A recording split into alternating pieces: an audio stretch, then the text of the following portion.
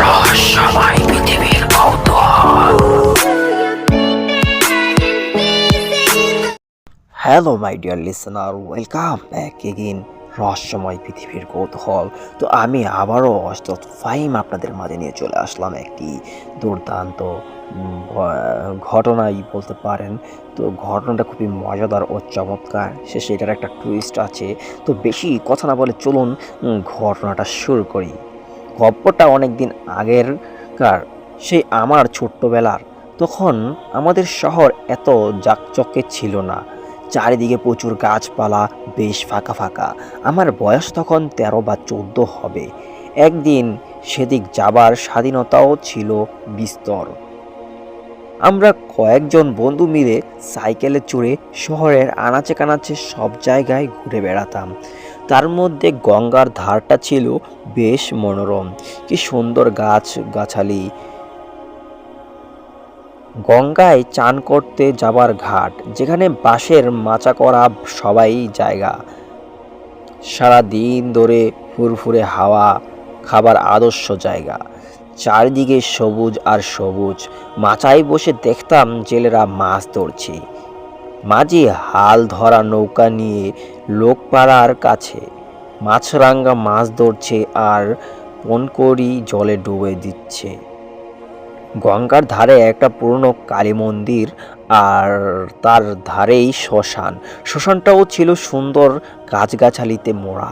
সেই শ্মশানে গাছের উপর মচা করা, তার উপর একটা ঝুপড়ি বানিয়ে থাকতো এক গুণী, সে নাকি মস্ততান্ত্রিক। আর থাকতো এক ডোম, যে মরা পেরায়, আর এক মরই পড়া ভামুন, বক্ষণ মরা মরণের আগে যে শেষ ধার্মিক আচার আচরণ পালন করায়। ছেলেবেলা থেকেই আমি ছিলাম একটু বেশি সাহসী। দুপুরবেলা ওর গাছ থেকে পেয়ারাটা, জামটা, আমটা পেরে আনা, গঙ্গায় চান করতে গিয়ে জলের তলায় দম বন্ধ করে অনেকক্ষণ বসে থেকে অন্যদের ভয় পাইয়ে দেওয়া, বা সাপের গর্ত থেকে লাঠি দিয়ে খোঁচাখুচি করে সাপ বের করে আনাই মতো সাহসিকতার কাজ আনাছেই করতাম। ঘুরতে ঘুরতে বহুবার শ্মশানে গিয়ে সেই গুণের তন্ত্র সাধনাও দেখতাম, আলাপ পরিচয়ও হয়েছিল। কতবার লোকের গাছের ফল দিয়ে এসেছি গুণীকে। গুণী একাই থাকতো, আমরা গেলে বেশ আনন্দই পেত। আমরা একজন বন্ধু মিলে গিয়ে ওনার থেকে নানা রকমের ভূতের গল্প শুনতাম। বয়স্ক লোক, আর তাই কতই অদ্ভুত ঘটনার কথা বলতে পারতেন।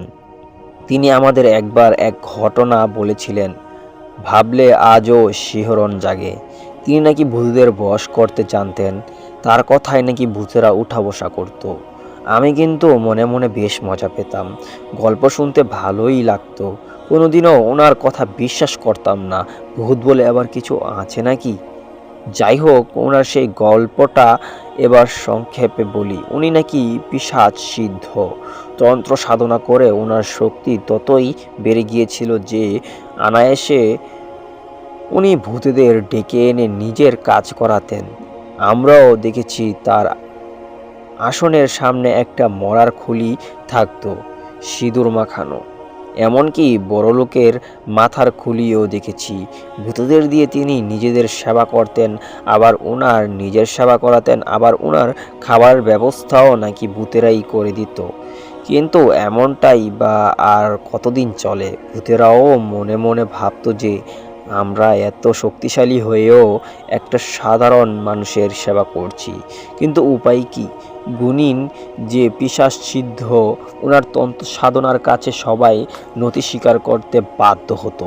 তা এমনভাবেই বেশ চলছিল। হঠাৎ একদিন সুযোগ এসে গেল। সেই গুণিনের অফিমের নেশা ছিল। রাতের বেলায় অফিম খেয়ে ঝিমিয়ে থাকতো। সেদিন মাত্রাটা বোধহয় একটু বেশি হয়েছিল। জেগে থাকলেও হুঁশ ছিল না। এই সুযোগেই সদ্ব্যবহার করেছিল এক বদ্ধক্ষিত হলো অবগাতিত মারা যাওয়া ব্রক্ষণ। সেই ব্রক্ষণটার চোখগুলো যেন এক একটা জ্বলন্ত আগুনের পিণ্ড, বড় গোল গোল টকটকে লাল, যেন সব কিছু জ্বালিয়ে ভ্যাবস করে দিবে। সে সেই গুনিনের পাশে রাখা হারিকেনটা দিল উল্টো, আর তাতেই আগুন ছড়িয়ে পড়ল গুনিনের ঝুপড়িতে।